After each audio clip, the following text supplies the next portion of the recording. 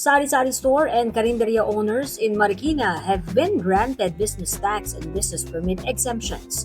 Marikina Mayor Maan Chodoro has signed the ordinance giving them exemption for tax year 2026.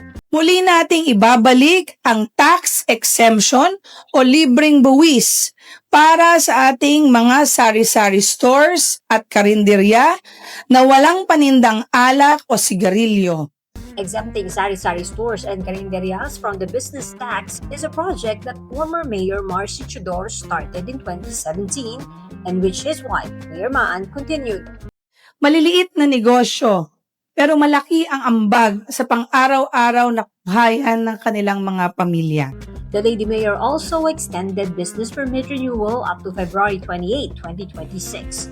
Payment of real property taxes without penalty and interest is also extended to July 5, 2026 without interest.